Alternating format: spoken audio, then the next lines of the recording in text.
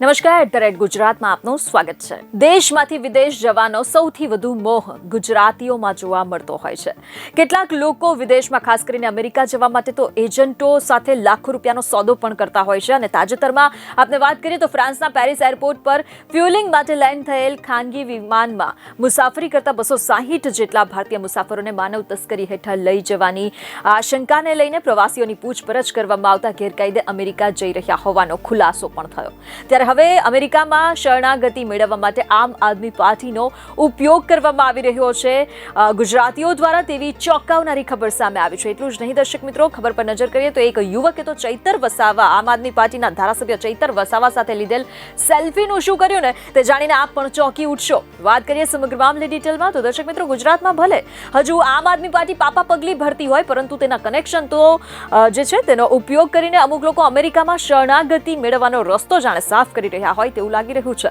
ખબર અનુસાર અમેરિકામાં શરણાગતિ માંગવા જનાર જે મોટાભાગના લોકો છે તે પોતે અમુક રાજકીય પક્ષ સાથે જોડાયેલ હોવાથી ગુજરાતમાં સલામત ન હોવાના દાવા કરતા હોય છે, જેમાં હવે આમ આદમી પાર્ટીના નામનો પણ ઉપયોગ થઈ રહ્યો છે તેવું ખબર મુજબ જાણવા મળી રહ્યું છે। અગાઉ ઘણા ગુજરાતીઓએ પોતાને કોંગ્રેસના કાર્યકર ગણાવીને અમેરિકામાં ઘૂસતા હતા। તેઓ આવા જ એક ગ્રુપનો વિડીયો પણ થોડા સમય પહેલા ખાસો એવો વાયરલ થયો હતો।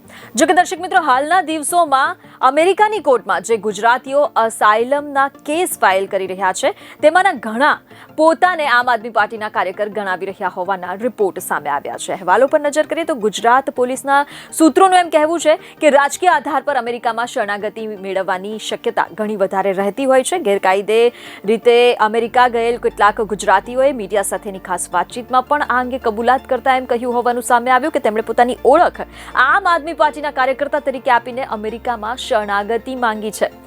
અહેવાલો મુજબ અમેરિકામાં સેટલ થયેલ એક ગુજરાતીનું કહેવું છે કે આમ આદમી પાર્ટીના સંજયસિંહ, સત્યેન્દ્ર જૈન તેમજ મનીષ સિસોદિયા સામે થયેલ કેસનો હવાલો આપીને અમુક ગુજરાતીઓએ અમેરિકામાં શરણાગતિ માંગી છે। કેટલાક લોકોએ હાલ જેલની હવા ખાઈ રહેલ નેતાઓ સાથે પોતાની સેલ્ફી પણ કોર્ટમાં રજૂ કરી હતી।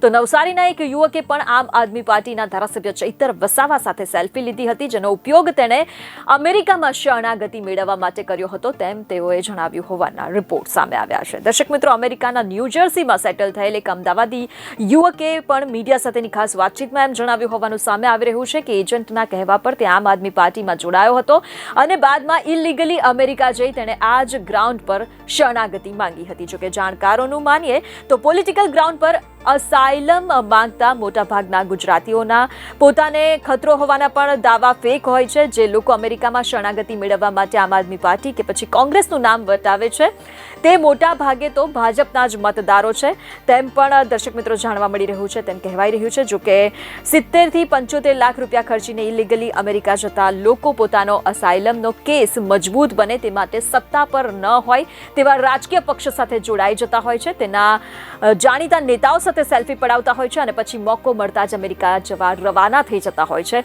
તેવું ખબર મુજબ જાણવા મળી રહ્યું છે। બીજી અનેક ખબરો સાથે ફરી મળીશું। ધન્યવાદ।